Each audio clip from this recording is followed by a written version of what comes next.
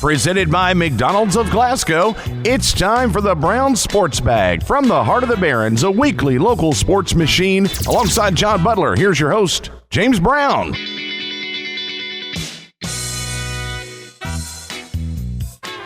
Well, John, it's a big week.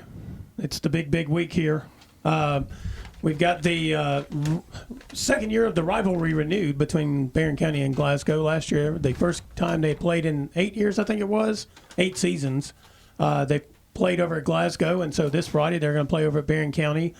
I do believe that'll be the first time Glasgow's ever played on Barren County's turf field. Yeah, I think that's right. Yeah, because I think it was under construction about the time that they quit playing the first time around, or it was about to be built, something like that. I don't remember the exact timetable, but yeah. So that's going to be interesting. Not the first time Glasgow's played on a turf field, but it will be this season, I do believe. So, it's going to be an interesting situation because we have two teams in the case, and we'll start with Barren County's side here because they're 4-0 for the first time since what year, you think? I don't know. It's been a while. 1995, somewhere in that window? I'm not for sure, but it's been a while. Yeah, I think I've seen some people mention that probably since 1995, and I'm taking them at their word. They've been around longer than I have. I think it was, when they put up 60 points against Warren East, that was the first time they had done that since like 1994. So it's kind of a year first for Barren County's football program. And would it be fair to say, though, that despite all that, they escaped with a win on Friday night against Monroe County, 21-15? I don't know if escape's the right word. They never trailed. Right. And it was never real comfortable. They didn't have a comfortable lead. Mm-hmm. But I don't know if there was escape in terms of Monroe. But, Monroe was inside the 10, I guess you could say. They were down inside the maybe 10, 15 with under 2 minutes to go, and they had 4 shots, 4 downs, and did not score. That's the Barren County did defend where they had struggled to defend, to be honest with you. A team without their best player, the quarterback, the Williams kid, was out. Mm-hmm. So they did get that stop. So escape, maybe that's fair. If they had scored, Barren had an opportunity to, probably 2 minutes on the clock to come back. But it was probably closer than a lot of people may think because of how shorthanded Monroe was. But nevertheless, they won a different way, which sometimes is kind of neat. They've been winning primarily with their offense, and this time they won at the end. Defensively, they got a big stop at the end. Well, and their first 3 games, basically they were a team. They would run the ball, but they had some big plays, either on the ground or through the air. Right. And that's how they were scoring a large portion of their points in those first 3 games. That was not the case against Monroe County. Monroe County did a good job of limiting those big plays. Except for one. Yeah, except for one. Dalen Thomas had the 60-something yard touchdown catch. Yeah. Second play of the game. Yeah, so, that was it. But they've been putting up those kinds of plays multiple times in games in the first 3 weeks. And so Monroe did, outside of that one play, what they wanted to do, have a chance to win the game. And so when you say in a different way, it's also that. Barren basically wins the game by not having but just one big play, and then kind of dealing with a Monroe County team that was a wounded dog, so to speak, because their quarterback, Williams, gave Glasgow all kinds of fits the week before he actually got injured right before halftime. And so they really didn't use a quarterback. They had they were in Wildcat almost all night. Yeah. Just had a different back. John Pettit calls that Wild Falcon. Yeah, Wild Falcon. They had a different back that would play that role, except it was just the one player that made all the throws, but it was off.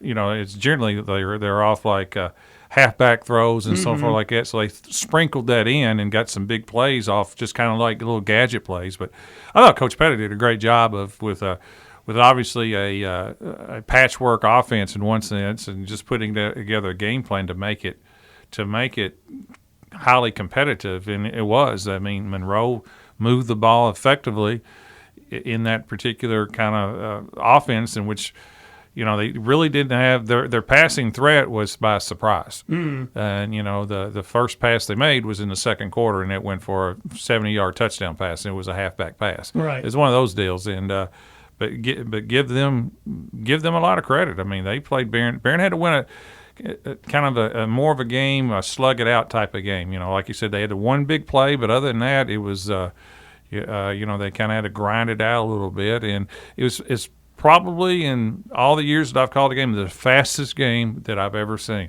Yeah. With a homecoming, right. The game was over in 2 hours. Yeah, 9 o'clock game's over with a homecoming. Yeah. And that's primarily, there was very few penalties. Primarily, both teams, Barren threw it a little bit more. They were Tate Smith was 7 out of 10 for 157 yards and 2 touchdowns. Mm-hmm. But not many incompletions, not many penalties, not hardly any injuries. And a refereeing crew that's very quick in terms of spotting the ball and so forth. Mm-hmm. Quickest game I've ever seen, 2 hours. Well, and that's what was kind of fascinating, too, because we were having the discussion because I was going to be at Glasgow and that kind of stuff for the game. And Alex, who runs the board sometimes for the games, I figured, he goes, oh, it'll be homecoming. You'll be back here before we're done. I said, yeah. And then I got in the car, and there was music playing or whatever. I mean, it was this station that was on instead of you guys at the end of that game. And I was like, well, that's crazy. That was the fastest game ever. It really was. And they made up for the week before when it might be one of the longest games you've ever actually had to broadcast. That's correct. But Monroe did a good job, but Barren adjusted. That's the I think that's what Coach Myers does so well offensively. He's got a ton of adjustments against people trying to take away what he wants to do in a wing tee. And this time it was a fullback that had a big game, Cody Kearney. Mm-hmm. He had 9 carries for 50 yards and a touchdown. And Corbin Wells also was the other fullback. So those two guys I thought played really well.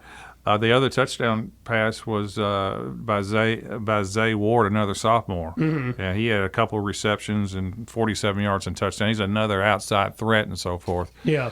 So Monroe is just Monroe. I mean, with Coach Pettit, they're tough kids. And mm-hmm. it's always a tough battle. They hit you hard and tackle and all that stuff. They're just very, very fundamentally sound, But last year, Barren went over to Monroe and lost in a penalty bonanza, a lot of penalties and things like that. And this time, Monroe still played well. I think Monroe was, Coach Pettit, I'm guessing if you ask him after the game, I think he was very, very proud and pleased, to be honest with you. And I think at times, Barren may have been a little disappointed, but I think they were more relieved with the win. Mm-hmm. This is James Brown and John Butler on the Brown Sports Bag. Let's transition to talk about Glasgow because they opened the season 3-0. As I mentioned, prior to Friday night's loss to Allen County Scottsville, they had won over at Monroe County in overtime. And there were some signs of problems that they kind of had, especially, I think, at the crux of where your offense begins in football, and that is the exchange between the center and the quarterback. And I don't know exactly what the issue is, but on Friday night against Allen County Scottsville, it caused some real problems. I mean, they had multiple, not turnovers, but multiple mishandles of the snaps, fumbles of the snaps, missed snaps, and, your offense can't function if you can't start the play. And it's pretty much that simple. And then kind of what happened as well is Allen County Scottsville, you could see kind of Glasgow get into this funk, where things just aren't going well. And Allen County Scottsville is getting that momentum, that energy, and playing well simultaneously. I mean, Glasgow's only score that came with the starters on the field was actually a drop snap that Hudson Gum managed to pick up. And I think everybody was going for the ball, and basically he was able to run to the outside and run for a touchdown. And it's kind of like one of those moments where everything's going wrong, but they managed to get something right out of it. And I guess in a way you kind of look at the defense and say, well, they didn't play that badly in some ways because your offense is doing nothing for the most part. So your defense is on the field for a long time, and Allen County Scottsville, eventually kind of took control of the game physically. The Chase Ross, I think is his name, the running back, he had a good game, ran well. He's a tough guy to tackle. And as I watched that game go on, I thought about this coming Friday because I thought to myself, the coaches at Glasgow, they've got some issues that must be fixed in terms of just running the offense. And if they don't get those fixed, we're not just talking about this Friday. We're talking about a stretch in a district where Adair County beat Franklin Simpson this past Friday 42-7, with their starting quarterback out for the season. They came up with another scheme, and they beat Franklin Simpson handily. Hart County beat Elizabethtown handily. This is in their district. Franklin Simpson, maybe they're not very good. I don't know, but it'll be surprising if not something else was going on. So their district is stacked. So they've got the Barren County game, and then they'll get into their district schedule with Adair and Hart County and those guys coming up. And if you don't have those things fixed, your district schedule is going to be rough on you as well, I do believe. So I'm curious to see what Glasgow does to kind of address these issues they had, like I said, not just Friday night against Allen County, but also against Monroe County the week before, and they've got to get them fixed because if they don't, they may be looking at a pretty rough situation against over at Barren County on Friday night. Well, we'll see. You know, they're 3-1. Allen's really good too. Allen's 4-0, and probably I guess they're the biggest surprise team maybe around here. I don't know. People may think it's Barren too. You know, both of them are 4-0. I haven't seen much of Glasgow since I called Barron's games and so forth. I know the Cameron Bull is really good as a running back. He had 100 yards again last time. I think he's been over 100 every game he's played, but except for one maybe. So he's really good. And I know they have explosive athletes on the outside and so forth. And I think the question is, you know, can Hudson Gum get enough time to make those throws and so forth? So, you know, it's traditionally it's when the teams are close to even, the games have been really good. Yeah. Last year went in overtime, I believe, right? So when the talent is kind of even, the games tend to play that way. You know, we'll see. I mean, Barren offensively is very, very explosive. And, you know, Glasgow is going to have to contain, you know, Tate Spillman and that wing T offense, and not just the running game, but the passing game as well. On the other hand, Barren defensively is going to have to they're going to play better to contain some of Glasgow's athletes. They you know, gave up 52 points against Warren East. They just scored 60.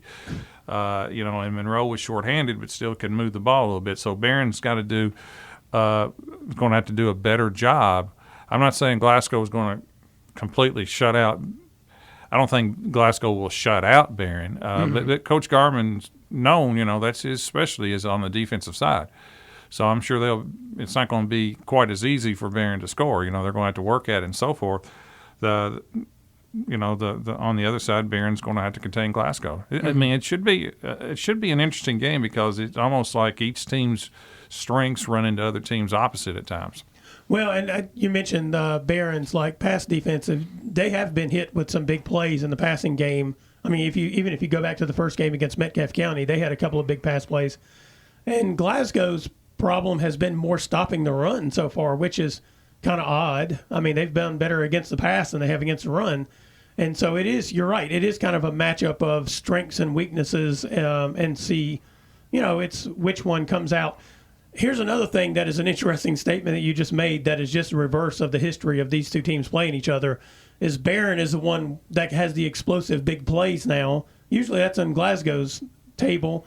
Usually it's the other way around. And Glasgow's kind of the team right now to line up and kind of mash you in the mouth and see if you can't stop that I formation power running that they have going on. Yeah, I mean, they still have them, though, especially on the outside. And Cameron Bull is a really good running back, too. Yeah. So they still have them. I just think from the Barron's perspective, Barren has more than they've ever had. Oh, yeah. So that's kind of what's a little bit different is the multiple number of players that Barren has that can go 70 yards and so forth. And that's what makes it a little bit different from maybe the Glasgow perspective playing Barren. You know, Barren does have more big play players than they've had in a long time as a collective group. Yeah. They've always had that one, but right. as a group, you know, Barren offensively is pretty daggone good. You know, and I didn't write down all the diversity of offensive talent for Barren because, I mean, they've had multiple players who have had big plays in games, especially running the football. Yeah. But I did put down here, you know, the stats up to this point. So Tate Spillman has been 21 of 32 for 512 yards, 7 touchdowns, and 1 interception. Just throwing.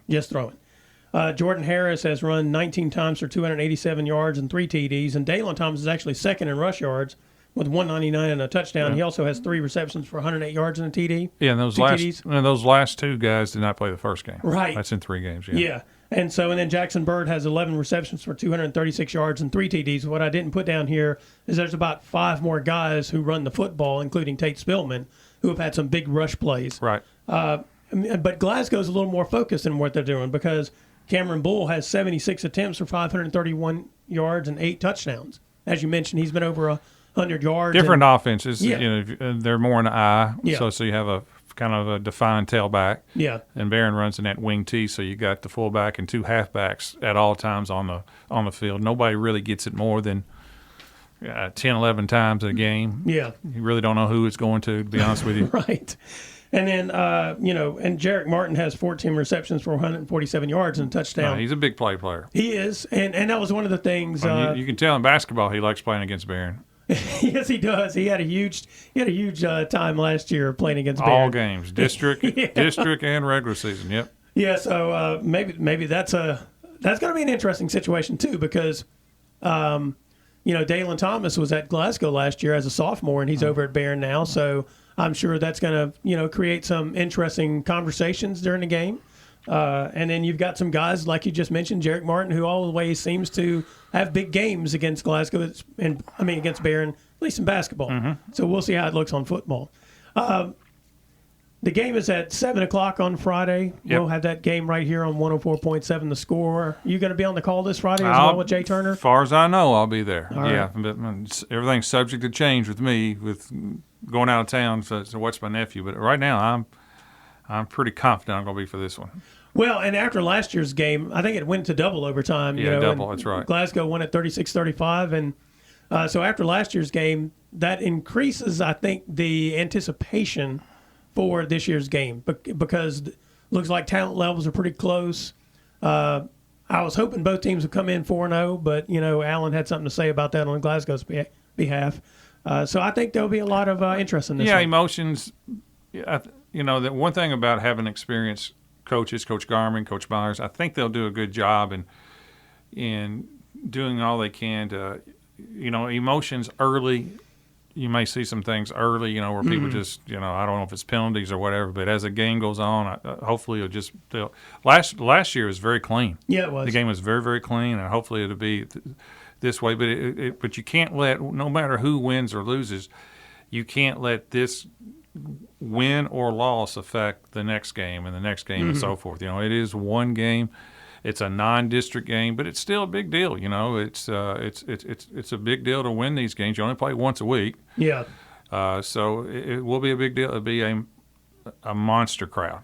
A monster crowd. I mean, there's a lot of buzz right now on the Barren side in terms of, being 4-0, and I think the 60-52 win of Warren East really kind of probably got people's attention a little bit more too. Oh yeah. And so it should be a good one.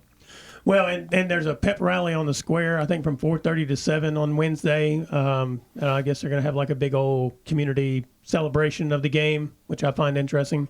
They had it last year too. They did, yes. Yeah, it went well. Yeah, and so I think it'll be interesting. I'm looking forward to it. I think it should be a good game. It'll be an interesting game, and that's always, people used to always ask me, who do you root for? And I'm like, I just root for a good game because I'm just there to cover the game itself. I'm not a fan of either one of these programs in terms of when they're competing against each other. Right. I cheer for them when they're playing against others, but when they're competing against each other, I just want to see a good game. I think you will. I think we will too, John. All right, this is Brown Sports Bag presented by McDonald's of Glasgow. We'll be right back.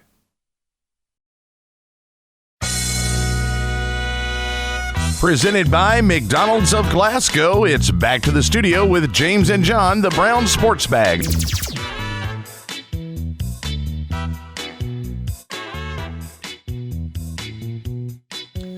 Well, John, so far our prediction for the most part that we were going to have 3 good teams that we're going to be covering this year in this area has been true.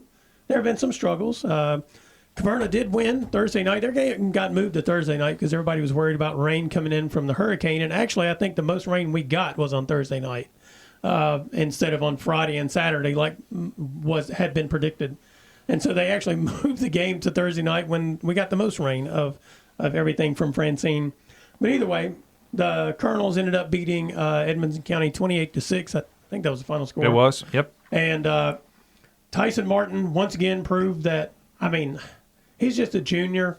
I don't know if there's a better running back in Class 1A in the state because he's fast and he's big and he's strong. And I think I had a picture of like about 4 guys draped on top of him and as he was running for a touchdown against Edmonson County. The guy has run 57 times for 494 yards in 4 games there, John. Well, his brother Kenyon had 17 carries for 140 that game. Yeah. So they were both Tyson had 152 against Edmonton and 2 touchdowns. His brother had close to that and a touchdown. So they basically amassed 300 yards between them. Yeah, and to your point, Kenyon Martin has 6 fewer rushes than Tyson, 340 yards and 4 TDs on the season. Yeah. And so they've kind of gotten last year, if you could get Tyson on the ground, then you had a chance of stopping their run game. This year they've managed to diversify that because they're running a wing T as well. And so now, as you just pointed out, once you've dealt with Tyson, now you got to deal with Kenyon. Mm-hmm. They're still struggling some up front in terms of blocking, and their passing game is still a bit of a struggle. Now, one thing that was encouraging against Edmonson County on Friday was I think Edmonton had a couple of drives that got deep into Caverna's territory when they were up 14-6, I think it was, or 16-6. And they stopped both those drives, and I thought those were really critical. Their defensive front played pretty well, and they managed to make some big tackles. I think they forced a turnover on one of them. So, they've kind of come along off of that win the week before where they came back from 2 touchdowns, a touchdown down in the fourth quarter. Against Eminence. Yeah, against Eminence, and win that game 26-21. And you're starting to see that we can win these games kind of mindset coming along. And I think that's probably the most critical thing. They still, again, their defensive front has got to shore up, and their offensive line still has to shore up to really probably make a run down the road in this season. Because in their district, Russellville they should not lose a game in their district. They shouldn't. Mm-hmm. But I'm still convinced Russellville might be better than I thought they were going to be, because I'm still convinced that their front line is playing pretty well, and they did something Friday night that they've not done all season, which is they stuck with the one quarterback, and they ended up beating Trigg County in that game, and that's just the thing that kept the couple of times I was paying attention to Russellville. What killed them is they would switch quarterbacks, and the guy they would bring in was not doing very well. And I don't know what exactly their strategy or their plan was, but all the same, it was not working out. They stuck with the quarterback that throws the ball and gets it out quickly to the receivers because their offensive line isn't great. Mm-hmm. But and that paid off against Trigg County. Now, I don't know. Trigg County might be on their 6th quarterback at this point, based on the injuries they had. But so I don't know what they look like at this point. But still, I thought just getting that win did impress me by Russellville. But I'm with you.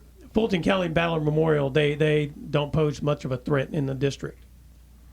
No, that's an understatement.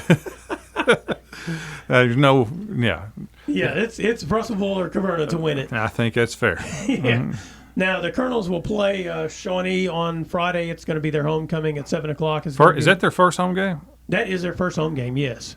They were supposed to have a road game week 2 at Fairview, but they changed that to play at Adair County at Marion County in that bowl game. But yeah, first home game is also homecoming, and so that'll be that's a game I think they should win. Yes, and then they'll play Hart County the next week, and that'll be the best team they've played. Between them and Adair was pretty impressive on Friday night. So it'll be interesting to see how it pans out. But yeah, we're still on track at this point for these teams that we thought would be pretty good to be pretty good, so I'm still looking forward to how the season's going to pan out. And going back to what I failed to mention in that first segment about Barren County's district, Central Hardin has not won a game. Now, they play a heck of a schedule. I was going to say, yeah, their schedule has been quite impressive. Yeah, but, I'm curious to see so we don't really know anything about them other than they play a heck of a schedule. And Barren, if they can maintain health, I think they might be a threat. Now, North Hardin also plays a heck of a schedule, but I just have more confidence this year than I've had in prior years. I think it's when fair. You get into these district games. I think it's fair. Anything else from high school football you can think of that stood out to you? No, I mean, you mentioned Adair beating Franklin Simpson without Easton Jesse, who's out. Yeah. Metcalf got their first win. Mm-hmm. They beat Nelson, so that was a good deal. Yeah. Bowling Green back on track. They lost the first game, and they won, 4 straight? Mm. And who beat Logan? Somebody beat Logan. That surprised me. Greenwood, 21-3. That's correct. That That one surprised me a did little surprise bit. me, yes. Yeah, that's another. There's a district that all of a sudden looks like Allen. Well, they've got Paducah Tillman in that district with them, which is weird. But Allen County might be the second best team in that district. Could be. That's right. Paducah's the best, for sure. Yep. Yeah, I mean, they're one of the best teams in the state so far.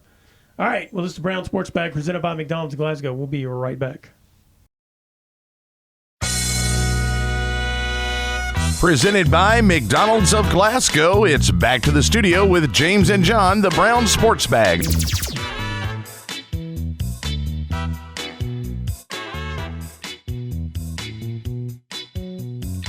Well, John, you want to start with Kentucky's, I don't know, moral victory? Or Derby KU's actual victory? You pick. We'll start with the Kentucky moral victory. right. How about that? Okay. So I watched that game, and I couldn't decide if Kentucky's defense was that good. I think it was. It looked like it. Or Georgia's offense was just having a hard time, at least in the first half especially, even trying to figure out what they were doing. Well, the game was consistent with the previous 3 Georgia-Kentucky games in Lexington, Yes. where they're low scoring. Georgia's behind almost every time they come up there. Mm-hmm. But Georgia always finds a way to win. But it was just the same, almost exact replica of some of the other games, 3 straight like that in Lexington. I don't have any doubt that defensively Kentucky was really good. Mm-hmm. Offensively, I don't know about Brock Vandergriff, the Georgia transfer. I'm just he can clearly run it. Yes. He's a strong runner, and he's throwing the ball. It looks like to me right now, my vision of him, he only has like a fastball. Yeah. Not a lot of touch. Yeah. But he's got a great arm and putting a little arch on it and leading. I don't know if he's really got that part of his game right now. It's hard to beat Georgia when you only kick field goals. Well, on that leading pass thing, there was a play where I think they ended up 3 yards short of a first down, and this was a drive for Kentucky, and it was in the fourth quarter. And I think if they could have gotten the field goal, they would have taken the lead. He threw the pass like really at the defensive back. Maybe it's a linebacker covering the guy coming across. Yeah. And the receiver just had no chance. I thought it was going to be intercepted when he let go of it because I'm like, I don't know where he was throwing that ball. Mm-hmm. But if he'd have thrown it on the lead, the guy would have an easy first down. And it was just that kind of thing. All through the game as I'm watching, I'm like, please don't let this man throw a pass. Yeah. Because it was terrifying every time he dropped back because either he was getting – hit or he was just panic throwing. It was a disaster. He, if you're a Kentucky fan, obviously you're very happy with that game. Mm-hmm. I mean, everybody was predicting blowouts and things like that. I never thought it was going to be a blowout. I said it last week. Yeah. I didn't think it was going to be. You're never as bad as you think you are, and you're probably never as good as you think you can be either. Mm-hmm. It's kind of that way. But Kentucky played well. They had a chance, when you're up in the fourth quarter, which they were, or at the end, it's just a field goal game either way. I mean, you obviously have a great chance to win, but it's just like I said, it's hard to win when you just kick field goals. Mm-hmm. And, I think if the coaching staff had a little bit maybe more confidence in their throwing game, there were opportunities to maybe go for it on a fourth down or maybe – be a little bit more aggressive, on play action, throw it, take some shots. But things were going on. They were keeping it close. They were ahead. And Coach Stoops, I think his nature is to be a little conservative anyway. Mm-hmm. And, he gave them an opportunity to win. So, I guess what I'm doing is nitpicking a little bit. But all in all, it was a great performance. Their defense did play that well. They played really well. I do believe that Georgia was shocked at how well they were being defended. And that's part of why their offense looked kind of like a hot mess, especially in the first half. They got a little better after they came back out in the halftime. They had less than 100 yards total in the first half. 63, I think is what it was. And so, that was kind of the thing. They went in, they came out in the second half, and then they got that scoring, the touchdown drive, and then you just knew that Kentucky's offense, their defense was going to have to come up with something, a turnover or whatever, to give them a chance to win the game. The offense was not going to get it done, even though the running backs were running the ball effectively, I thought, which goes back to what you were just saying about confidence in the passing game, that you can tell they have zero, because if you're running the ball that well against Georgia, you've got some passing opportunities out there, and they're like me sitting on the couch watching it going, well, we just cannot let that guy throw the football. Yeah. You can't. There's a couple of things that I'm pretty sure about. In basketball, you can't hide your point guard. Right. And in football, you can't hide your quarterback. No, and we see a lot of it going on in college and in the NFL. I do believe. At high school maybe a little bit more if you just have better talent. Mm-hmm. But in college, especially at the SEC level, you can't hide that. A few years ago we had that conversation about their college coaches. Coaches are usually playing the right players. Mm-hmm. And then we had the injury that at UK where the quarterback got knocked out and the guy came in, and it was like obviously they were playing the wrong guy at quarterback. I don't know who Kentucky has other than Vandegrift to play quarterback. They have the guy that was at Owensboro Catholic that went to Rutgers. That's right, they do, don't they? Yes, and he's transferred in. I forgot his name, but he was. Yes. He left before his senior year to go to Rutgers. Yes. It's not Greenwell, is it? No. That was the basketball player. But right, and Boley is the third-string quarterback. So you do have to kind of beg the question of, how bad are these other two in the film room and practice? I don't know if they're bad, but like I said, I mentioned last week, when you're in today's time in college, when I assume quarterbacks are getting paid a pretty good NIL deal. Mm-hmm. And nobody sticks around anymore. Quarterbacks leave. If they're not playing, for the most part, they're leaving. Yeah. It's just the way they do. They're not going to sit around, learn the system and so forth. So many times you're kind of stuck with whoever's there, to be honest with you. I mean, the freshman quarterback, Boley's probably not ready. Probably not. Physically ready and so forth. It'd be the one that transferred in from Rutgers. Is he better than Vanderkamp? I don't know. I mean, they say it, not me. But it does. He's only, in fairness to the Vandegrift kid, he hasn't played in about 3 years because he's sat behind, two national champions. That's right, national champions. Yeah. And he played half a game the first game because of the storm, the lightning. They canceled the second half. Yeah. Did not play well the next week. Yeah, against South Carolina. Yeah, in that loss. And against Georgia, placing one of the best teams in the country. Mm-hmm. So maybe it's just going to take him a little bit. But right now, what I see is touch is missing a little bit. Anticipation. And that may be just like a plan. I don't know. Well, and that question that I asked also leads me to this, because we got the second vision of our second review of Caden Veltkamp playing quarterback at WKU, and left it once again with the question of, why do you bring people in to play in front of this man? I don't know. Again, I don't know what he looks like in practice. I don't know what he looks like in the film room, but put that man on a football field and he's a gamer. Clearly plays good in the games, doesn't he? He does. Yeah, T.J. Finley, who played well the week before, in fairness, was 3 out of 5 for 47 yards before he was injured against Middle Tennessee. Yeah. So Veltkamp, who played at South Warren, and who did not even start last year in the bowl game. No, I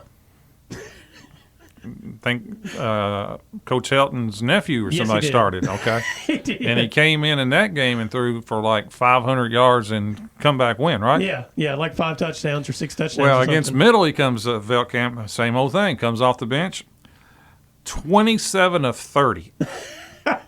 398 yards and 5 touchdowns. Yes. I mean, it's like, you're right. I don't know. I mean, Finley is 6'6". He's a big, strong guy and quarterback. And it wasn't like he was playing bad either. No. He wouldn't play. He's 3 out of 5 Yeah. before he got injured. So he wasn't playing bad, but You're right. Feldkamp is probably thinking the same thing. What do I have to do? Yeah. When I play, we win, and he puts up not just he's not a game manager. He won 3 awards for this week, right? I think he's the Conference USA Offensive Player of the Week, and he won 2 other list things, that are like national things. I kind of would like to see him play 4 or 5 games in a row. I would too. Well, guess what? You'll get your chance because they named him the starter today, shockingly. I did not know that. Yeah, so, I mean, he will be the starter. Now, that's going to be curious because the man is the greatest. He's Manny Ramirez, right? Is that right? Relievers, the greatest reliever? No, I got it wrong. Manny Ramirez was the outfielder for the Red Sox. Sorry, I got it the wrong. Pedro Martinez was the starting pitcher. Yeah, who was the reliever? You're talking about the guy for the Yankees. Yes. That was the best reliever, maybe of all time. Yeah, I'm sorry. Okay. This is how much I know about baseball. Rivera. Yeah, that's right. So that's what he is so far. Okay. Let's see if he is. Maybe he is Pedro instead. Yeah, I guess we'll get to find out. Pedro was a starting pitcher. Yeah, that's what I'm saying. Okay. So he's going to start this week. That's right. Okay. So maybe he's Pedro instead of Ramirez. So, sorry, people, I botched all those analogies. You can send the letters to me. This is James Brown. Red Sox and Yankees at that. Big rivals. Hey, you know what? I'm not a big fan of either one of them, so I'm lucky I even knew any of them's names. So if I botched that, I'll take that one. That's fine. But anyway, it's going to be curious to see as a starter, what does he look like? Because obviously something happens that they don't believe he's a starter. Even if he doesn't do well starting, just let him sit for like one series and bring him in. Yeah. Just go out there and run like a box, a Notre Dame box for a series, and then bring him out. A better analogy would be he's like Vinnie Johnson was for the Detroit Pistons that came off the bench. Yes. The microwave. Yes. He heated up. That's right. Yeah, he's the 6th man. That's he's right. the 13th man. Kevin McHale. Yes. That's right. He's the 13th man. That's right. They just need to do something else for a series and then bring him in. He's ready. He's ready to go. That's right. But still, nonetheless, these 2 performances are absolutely impressive. And he's not no little guy. I mean, he's like 6'5". He's a big kid. Yeah, I mean, and he was awfully good at South Warren. So anyway, I'm curious to see how it works out with him starting. Who do they have this week? They play Toledo this Saturday. And Toledo's coming off a beatdown of Mississippi State. That's correct. Which is just a wild. Mississippi State was terrible in that game. So I don't know how good Toledo is, but maybe they're real good. Good enough to be an SEC team. Yeah, like they stole something, no less. And going back to Kentucky, they host Ohio this Saturday, the University of Ohio. They opened the season with 4 home games, which I thought was kind of fascinating. Louisville had a break, so they get Georgia Tech on Saturday, and that's going to be an interesting game, don't you think? Yes, that's probably their first true test. Yeah. I know it is. Yeah, because Georgia Tech was in the rankings, and then they ended up losing to Syracuse and got knocked out. I didn't check to see what they did this past Saturday. Did they play this past Saturday? I'm not for sure. I didn't check either. Okay. So anyway, yeah, that'll be an interesting test for Louisville because their first 2 games were against teams they should have beat, and they beat them like they should have. That's correct. Which is usually kind of that measurement. How did you beat the team you were supposed to beat? Meanwhile, on the NFL front, Lamar Jackson struggled. Well, actually, I don't know how much he actually struggled. Their defense struggled. The Ravens' defense, giving up the points they did after having a 17-point lead against the Raiders in the third quarter, something like that. Well, I mean, they didn't score a ton of points. No. I mean, the final was 26-23, I think is what it was. He had an opportunity at the end to bring them back. True. Didn't. Yeah. I don't know. We've got some strange 0-2 NFL teams and some strange 2-0 NFL teams at this point. Yes, strange 0-2 teams would. I guess you would include obviously Baltimore. Mm-hmm. I don't think people saw that. The Rams are 0-2, but they're beat up. Yeah. The Bengals are 0-2, but the Bengals played. They looked like a really good team against Kansas City. They got beat on a pass interference call on 4th and 16 that moved the ball. Into field goal territory, and then the Kansas City kicker, Harrison Buchner or whatever, he does what he always does. He made one from 52 and beat them at the buzzer. Yeah. So they played 100% better than they played the first week. I don't have any doubts that Cincinnati's going to be good. Mm-hmm. Dallas got destroyed by New Orleans, who was 2-0 at home. Again, Dallas plays terrible at home. Yeah. I mean, if you watch the New Orleans-Dallas game, it looked just like the Dallas-Green Bay game last year in the playoffs, where the game was over before you knew it, and Dallas couldn't stop anybody. Yeah. The Saints, so in watching that game, the fascinating thing to me about that game, and the Saints hit Dallas in all kinds of ways, but they had a drive, I think it was in the third quarter, that ended up being a scoring drive, and they basically ran the ball to the left side of their offense, to the right side of Dallas's defense, like repeatedly, with different running backs. And I mean, they were just killing them every time. And I was like, they just saw something on film and realized, or during Aaron halftime, and said, Dallas can't stop this. And they couldn't. And then that opened up throwing passes to Chris Olave. I mean, Derek Carr looks like the Derek Carr from 4 years ago. Well, they changed offense coordinators. Yeah, that's right. They brought in this it's Gary Kubiak's son, Clint Kubiak. Yeah, and they look like a totally different offensive team. Mm-hmm. I mean, they look good. They do. I mean, they look dangerous. They do look dangerous, and it's all, obviously the NFL is a lot about. I think it's about quarterback play and offensive schemes and systems and so forth. Mm-hmm. Tennessee, I mean, just to be honest with you, Will Levis looks bad. Yeah, he does. He doesn't look very good. They lost to the Jets at home. I don't think Aaron Rodgers looked great either, to be honest with you. So it's the NFL's the NFL. Anybody can beat anybody on any given week, maybe except for Carolina. They look they look atrocious. I mean, they've been blown out. Nobody's been blown out twice. No. That's the one difference about them. I mean, they've been beat 35, 40 points twice. Even the Giants bounced back and lost, but it was like a 4-point game. Yeah, they look like an NFL team in the second loss. And so every team that's played has been highly competitive except for Carolina. And Carolina is now going on 2 years, and it just doesn't look like – they've changed coordinators, changed coaches. It didn't look like Bryce Young's the answer. Well, and to that end, it looks like they're going to go with See, I haven't got to read any sports or news today. So they changing quarterbacks? So it's been reported that they're going to bench Bryce Young for this week and just see what happens, I guess. Because maybe they think that he's took too many hits and he's a little shaken up. I don't know. But anyway, it looks like they're going to go. It's justified if they want to. I mean, he's started now, 16 games last year, 2 this year, and it just doesn't look. I'm surprised. I didn't know what type of quarterback he would be because he's little. I mean, he's like 5'10". Yeah. But, he was highly successful at Alabama in the best competition, and he didn't look anything like that quarterback. I kind of wonder, going back to the size thing, is it's not just that people are faster in the NFL, even if you played in the SEC. Everybody you play against is also bigger in the NFL. And it looks like he is really struggling to see the field. And even when he does see the throw, maybe he's been knocked around so much that he's just bad mechanics throwing it, that kind of stuff.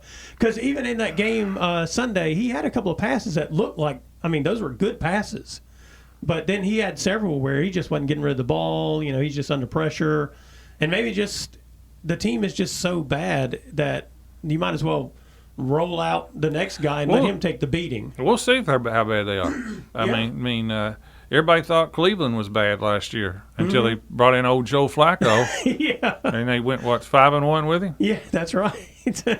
Sometimes it is the quarterback. Yeah, sometimes it is the quarterback. Most important player in any sport is the quarterback. Yeah. And going back to what we said earlier in this part when we were talking about fool's gold of quarterbacks or hiding quarterbacks and can't do it, it is kind of fascinating that we'll say this once again this year, probably all throughout this both college and NFL season, that teams invest in these quarterbacks so much. And then you watch them play, and like, again, I'm not a coach. I don't know what all goes on in the practice room, and film room or on the practice field and all that kind of jazz. But when the game starts, it looks like they're just not capable of doing it.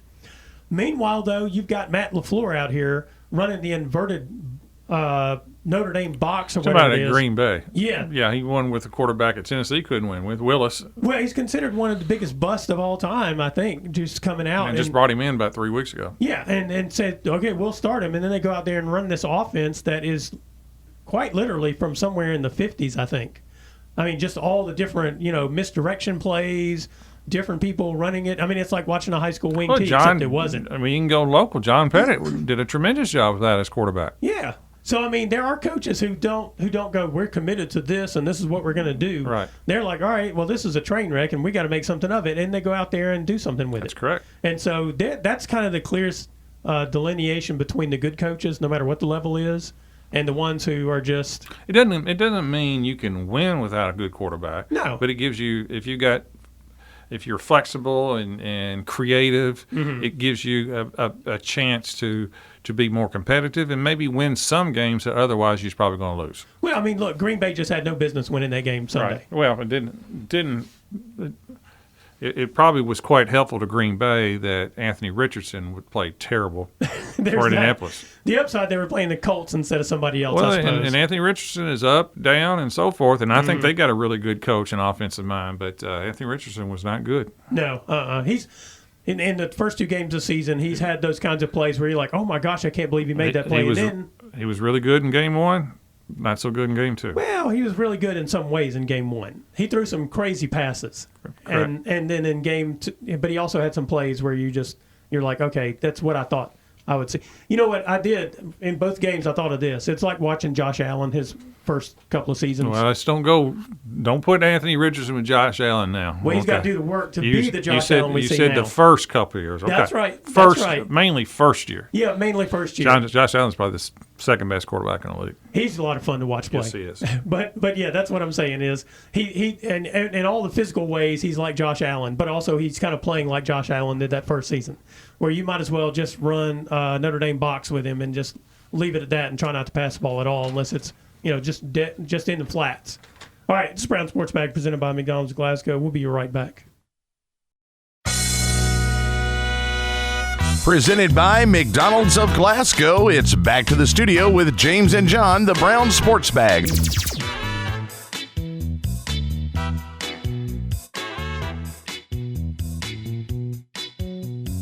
John, we're back here to talk about some other sports other than football, and we're going to start with the fact that next Monday is the boys Region 3 golf tournament at Indian Hills Country Club over in Bowling Green, and I would say Barren and Glasgow don't really have shots at the team titles. Now, Barren could sneak in there if everybody plays well. You're giving them some bulletin board material right there. I am, and I hope they utilize it. All right. So, but, right now I'd say Bowling Green and Greenwood are still kind of the 1-2 for the teams. All right. Now, Glasgow's Griffin Jackson, he's had some really good rounds of late. 8th grader, right? Yeah, 8th grader. Yeah. He was within the top 2 with about 2 holes left a couple of weeks ago at the Bowling Green Invitational Tournament, which is one of the best ones around, and ended up, I think, tied for 4th in that one. And then he played in the 2A state tournament, which has some really good teams in it, like Taylor County and those folks. And I think he ended up maybe tied for 6th in that one. He was 2 over in one, and I think 3 over or 2 over in the other one. Those tournaments overall are going to be tougher than the region. Yes, they will be. Yeah, because you're taking the best teams in the state rather than this region, which, there's obviously good teams, but there's also some not so good teams. Yeah. So the caliber of the competition is actually going to be easier. Yeah. Now, he went and played in the All-State tournament, which is a 2-day tournament up in Lexington this past weekend. He struggled a little bit in that. Speaking of top teams and top players, that one definitely has all the top ones in it. And so, he struggled a little bit there. It was kind of an off weekend, but he's an 8th grader. He's probably going to have some down days, and just about every other golfer on the planet will as well. But I would say coming in next Monday, he would be one of those people who might be a threat to get in there and win the individual title, or at least certainly get through to that semi-state round. Guarantee you. And then Barron, Braden Furlong has had some really good rounds, played well in some tournaments. Cameron Pippin's been playing Coach better Pippin's lately. son has played better lately. Yep. Yep, and so I'd say both of them leading the way. They give Barren an opportunity to compete at the top end as a team. They do need some of their other guys like Jay Houchins, J.P. Ross, and Jacob Spence to probably have like career days in order to really put them in there, because that 3, 4, 5 slot is the one that really determines that team title. If your top end plays the way they should, then that's where you're leaning and trying to get that team title, is that 3, 4, 5 area. And then the day after that will be the girls tournament. Barren County girls have been close all year. Where are they playing? They are playing at Rolling Hills over in Russellville. Okay. So that'll be next Tuesday. That'll be the 24th. And Barren girls have a chance. They do. They're right there. Bowling Green and them and South Warren have been the top 3 in Region 3 this year. And then, individually, I'm not sure who's going to be the favorite to win it. You got Kenzie Whelan over at Cumberland County. She's the defending regional champ. She's coming back. She played real well early in the season. I think she struggled a little bit lately. You have like Elsie Espinola at South Warren and Sydney McClanahan at South Warren. The Childress sisters at Bowling Green have played well. But for Barren, you got Chloe Witcher, Lucy Zala, Kinsey Edwards. Lately, Carden Kinslow and Tinsley Nagel have had some really good rounds. That's what I'm saying. They're capable of putting 5 together, of 4 scores together to be highly competitive. Yeah, so I would put them right there with a chance to win the girls on the girls' side. We'll talk more about this next week. I just want to kind of let you folks know that was coming up. From soccer last week, we had Barren County ended up losing their rematch with Warren East on penalty kicks, so they split their series. Glasgow also split with Warren East. Barren and Glasgow have a match left, but a monkey wrench got thrown in the Trojans' chances of getting that 1 seed in the district, because they lost on Saturday to Allen County Scottsville 1-0. That would be an upset, I take it. Yes. Now, Allen County's played. They've got a couple of players. They've been much better this year. Was that 1-0 and with extra kicks, or No, that was 1-0 regulation. just couldn't score? No, just couldn't score. And I think Glasgow beat. They beat I think they beat Allen County 6-0 and 5-0 the 2 times they played them. Or they may have beaten them 6-2 the first time and 5-0 the second time. So Allen County is better this year, but still, I was not projecting them to lose that game. And then on the girls' side, Barren also lost in penalty kicks to Warren East last week. So Warren East is locked up, the 1 seed in the district. Barren is the 2. Allen ended up beating Glasgow in penalty kicks and girls last week, so Glasgow's probably going to wind up with the 4 seed before it's all said and done. They still have a match left with Barren on Thursday, and then they have a match left with Allen County Scottsville, I believe. Yeah, they do. They've already lost twice to Warren East. Barren and Glasgow boys play tomorrow night, I believe is when they play. Okay. So that will be at Glasgow. Okay. It was going to be a really big game if Barren had won that one against Warren East last week and beat Allen County, because they had been playing to see who get the 1 seed in the district. But I don't think that's how it's going to work out now. Real quick before we get out of here, since I don't know anything about baseball, as I proved in this prior segment, Mariano Rivera. Mariano Rivera was the man's name I was trying to think of. Yeah, pretty good player. He wasn't bad. The greatest reliever of all time or something like that. Yeah, right up there. Yeah, and then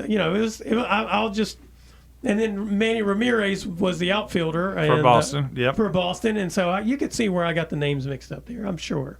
Anyway, anything standing out to you as we get close to the end of the Major League Baseball season? It's 2 weeks away. Yeah. So it's looks like the Reds are done, Cubs are done. I mean, it's Dodgers are probably have run out of pitching, to be honest with you. I still like Philadelphia in the National League and in the American League. I like Baltimore's good. Mm-hmm. Yankees got great hitting. I don't know if they got enough pitching. Houston has come out of nowhere again. They've won their side probably. They seem to do this every year, do. don't they? I do. I like Kansas City a lot. I like their team. Mm-hmm. So we'll see. 2 weeks left, and there's still some wild card positions open. Looks like San Diego and Arizona are battling to get in themselves too. They both have gotten real hot at the end of the year. That's the thing about Major League Baseball is you go through this whole season, you get down to the last couple of weeks, and a team that slips in suddenly catches fire. Absolutely. Play 162 games, and you can be the last place team that qualifies, and you can win it. Mm-hmm. Yeah, I mean, Texas won it last year, and they came out of nowhere just to get in. Mm-hmm.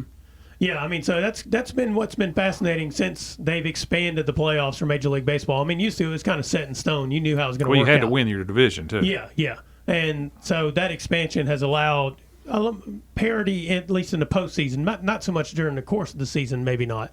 But during the postseason. It's brought more excitement. It brings more people into it. Yeah. I mean, look, my favorite year was the COVID year when they only played 62 games or whatever. It's like a sprint. Yeah, I mean, I enjoyed that. Maybe they should have 2 sprint seasons of baseball instead of one really long one. No, I don't want to go there. No. You don't want to fall in spring league? I wouldn't mind playing 120. Yeah. Rather than 162, but I don't want 2 separate ones. No, I'm out. I'm out. Right. All right, this is James Brown, John Butler. We are here on the Brown Sports Bag presented by McDonald's Glasgow. We'll be back next week.